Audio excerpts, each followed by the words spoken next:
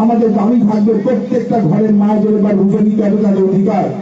আপনারা ভাবলে লজ্জা করবেন, বিজেপির নেতা যারা এখন রাজ্য অধিকারে আছেন তারা বলেছে যারা লক্ষ্মীর ভান্ডার পায় সেই সমস্ত মায়েদের স্বামীদেরকে নাকি দরজায় শিকল তুলে দিয়ে ভোট দিতে আটকে দিতে।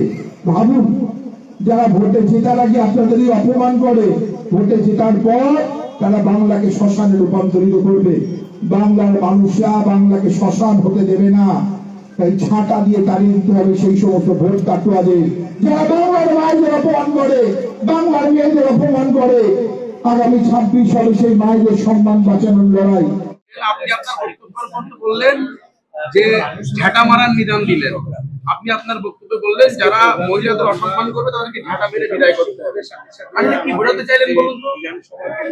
শীতের দিনে খেটে খাওয়া মানুষ যারা ভাটার শ্রমিক তাদেরকে কর্মনাশা একটা দিন উপহার দিয়েছে বিজেপি। একদিক থেকে মমতা বন্দ্যোপাধ্যায় লক্ষ্মীর ভান্ডার দিয়েছেন, যুবসাথী দিয়েছেন, দিয়ে কর্মসংস্থানের ব্যবস্থা করছেন। ঠিক তার সাথে সাথে বিজেপি উপহার দিয়েছে মানুষকে কর্মনাশা দিন, কখনো এসআইআর এর ফর্ম ফিল আপের জন্য, কখনো তাদের ইনিউমারেশন ফর্মের আবার আপলোডের জন্য, কখন বা লজিক্যাল ডিসক্রিপেন্সির নাম করে সারাদিন ধরে বাচ্চা কোলে নিয়ে বয়স্ক বৃদ্ধ হসপিটালের মানুষ রাস্তায় দাঁড়িয়েছে, বিডিও অফিসে দাঁড়িয়েছে। যখন বিজেপি মানুষের কাছে সেই গ্রামে ভোট চাইতে আসবে, মায়েদের তার বুঝে নেওয়ার সময় এসছে, তারই নিদান দেওয়া হয়েছে।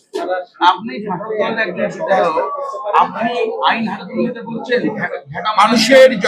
মানুষের যখন অত্যাচারে দেওয়ালে পিঠ থাকে, একটা বাংলার সাধারণ মানুষকে যখন বাংলাদেশি রোহিঙ্গার অপবাদ দেয়, তখন মানুষের ক্রোধের সেটাই বহিঃপ্রকাশ হয়। এই যে বক্তব্যটা আপনার রাখতে হলো কেন রাখতে হচ্ছে? বাংলার মানুষের ক্রোধের বহিঃপ্রকাশ, বাংলার মায়েদের ক্রোধের বহিঃপ্রকাশ।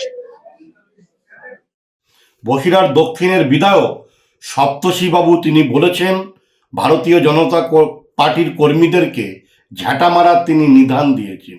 পশ্চিমবাংলায় দলদাস পুলিশ এখন শাসক দলে পরিণত হয়েছে। এই পুলিশের মানুষের প্রতি কোনো আস্থা, ভরসা, বিশ্বাস নেই, আইনের শাসন নেই। আমি মনে করি যে ব্যক্তি, যে বিধায়ক, তার অনেক দায় এবং দায়িত্ব থাকে।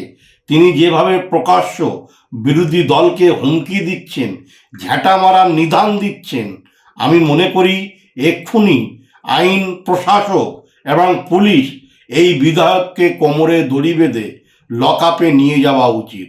কিন্তু এই পুলিশ দলদাসের পুলিশ, এই পুলিশ মমতা বন্দ্যোপাধ্যায়ের পুলিশ, তারা কোনো কিছু করবে না। স্বাভাবিকভাবে আগামী দিন বসিরহাটের মানুষ এদের গণতান্ত্রিক পদ্ধতিতে ঝাঁটা মেরে বিদায় জানাবে, শুধুমাত্র সময়ের অপেক্ষা।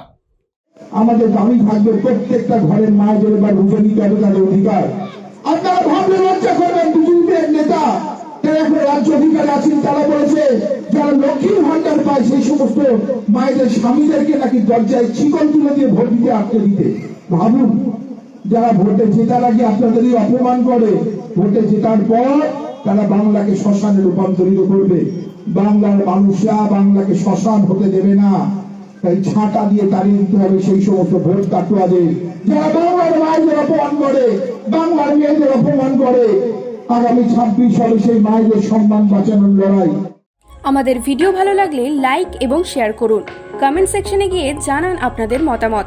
আরও ভিডিও পেতে আমাদের চ্যানেল সাবস্ক্রাইব করুন এবং প্রতি মুহূর্তে খবরের আপডেট পেতে প্রেস করুন বেল আইকন।